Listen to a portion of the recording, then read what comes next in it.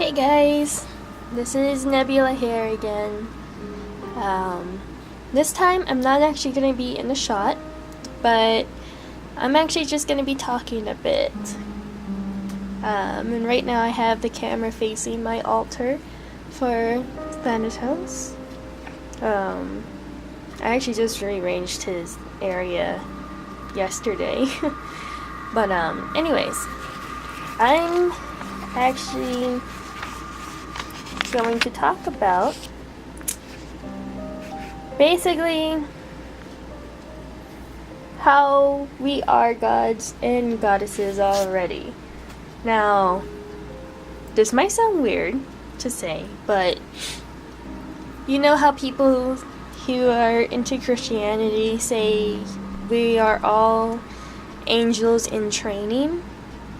Think of that as, we are all gods and goddesses in training.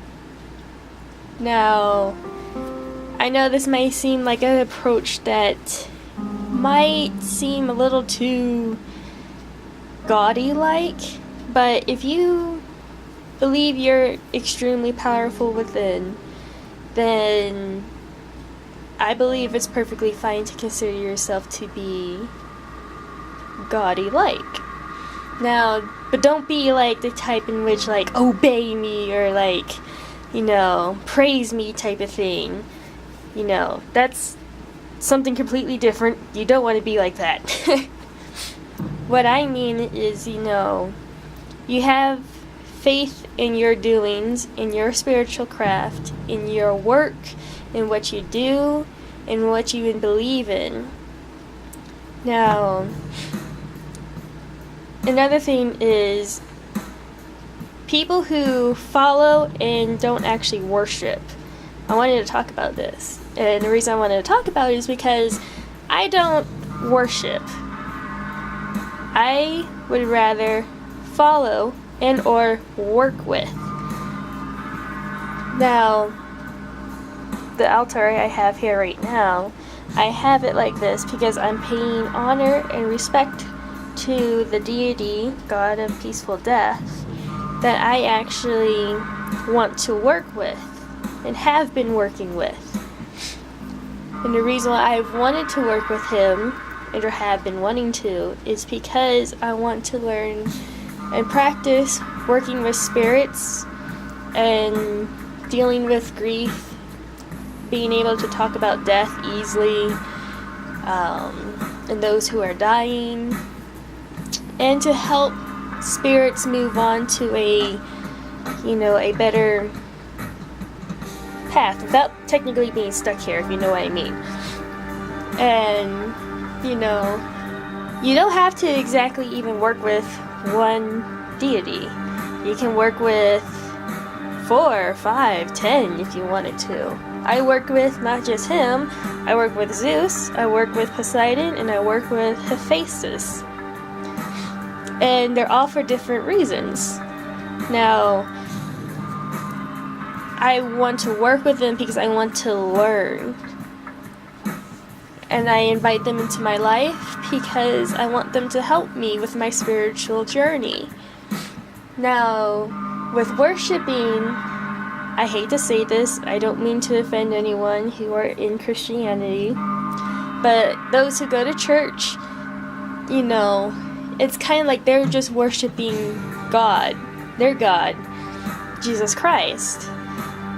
They're not exactly asking for guidance with their spiritual journey or anything like that. Now, I know some people will do this, where they will ask, God, please help give me strength to continue on with it today, and things like that. That's perfectly fine, but what I mean is, I would ask him, can you please help me, what would it be, help keep in contact with my spirit guides, or to help me find my ancestors, or one that I can talk to. That's what I would be that's where I'm kind of trying to get at. Sorry, my camera died. But, you know, I don't mean to make this sound offensive, and I'm sorry if it does. I'm just trying to explain what I mean and everything. But, you know, we look for higher guidance to help us with our own spirituality and our spiritual well-being and who we actually are. With that being said, you know, we want to grow spiritually and mentally, and we must ask for guidance here and there. It can be from Jesus Christ. It can be from any deity that we work with. But the thing is to take in the advice they give us and use that in our workings, in our daily life, to take their knowledge and use it to become greater, to become more powerful in a sense, but to still be humble, to still be nice and merciful, instead of being, you know, selfish and so forth. Now, I know this may sound really weird to say, especially since I'm in front of Thanatos' altar, because they say he's not very merciful. You know, he's death itself in Hellenism or Greek mythology. And however, when I work with him, he's very, you know, I would say he's a bit very understanding in a sense. He shows the kindness, he shows patience when you work with him, when I work with him.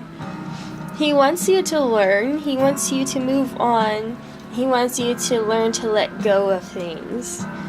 And he actually helped me with my depressive episodes and so forth. But, you know, not all of us will think of ourselves as being that powerful, but we can achieve to become that wise, that powerful, that strong, and that spiritual. And we can look towards those that we follow, those who we do work with, and or those that we do worship. However, in my defense, I believe working with and or following a deity is better than actually worshiping. That's just my opinion. And I'll include a video down below in the description to someone who also had the same idea of why they don't exactly worship, they just only follow. However, there was someone on my Tumblr page that I follow. I don't know exactly her username, but people always asked her, you know, who do you know, basically worship or things like that. What deity did you pick? And she told them that she doesn't need exactly a deity to work with or to worship, to follow. She's confident enough in her own workings that she is strong enough to, you know, conjure her workings, her spiritual crafts, her energy, her vibes, everything. She's confident enough that she considers herself to be her own god, her own goddess. And this is what I mean. We can be like that, but we must learn to accept ourselves, to take the advice, to be wise, to be forgiving, to be understanding, and to be confident. That's all there is to it.